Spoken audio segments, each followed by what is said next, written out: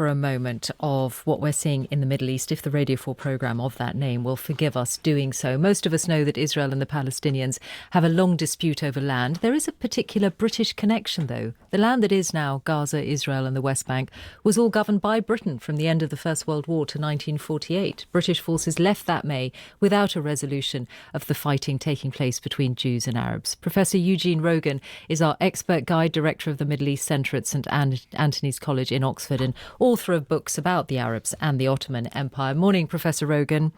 Good morning, Michelle. Tell us about that last year before British forces and British administrators left in 1948.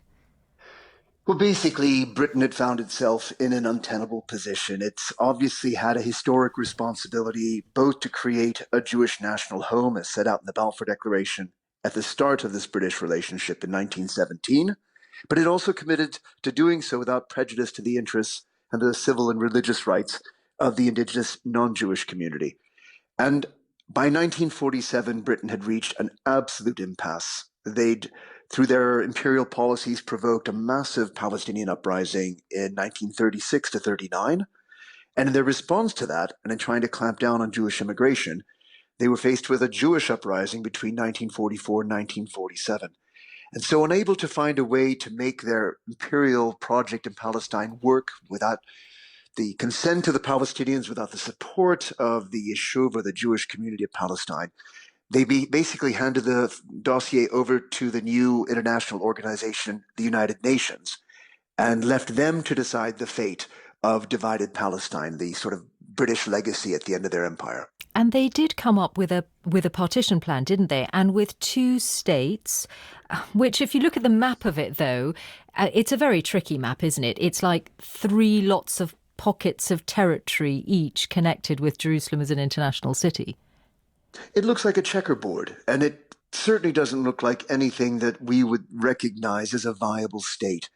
But what it did was, from the moment the United Nations review of the situation in Palestine recommended partition, and that was passed by a vote of the General Assembly at the end of November 1947, that ignited a civil war between the Jewish and Arab communities in Palestine, during which the better armed, better trained, better prepared forces of the Yishuv, the Jewish community in Palestine, overwhelmingly trumped efforts by the Palestinians to defend their territory. And you'll see already during this civil war, which will go right up until May 1948, the success of Jewish arms in claiming key Arab cities and setting in motion massive waves of refugees. So the conquest of Haifa sending refugees into Lebanon, the conquest of Jaffa sending thousands of refugees into the Gaza Strip. And that would be the situation as the British finally withdrew in mid-May 1948, leaving behind them not a stable Palestinian and Jewish state, but an Arab-Israeli war. And why did the British do that? Essentially leave without a resolution and leave them to fight it out?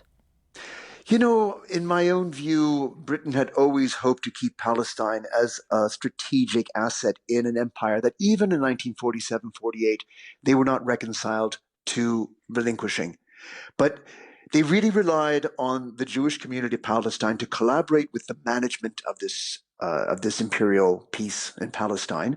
Yeah. They knew that they would never have the support of the majority Arab population in Palestine that had always objected to British rule, and particularly British rule tied to the promise of creating a Jewish national home. Eugene, I'm so sorry. I'm so sorry to stop you there, but we are out of time.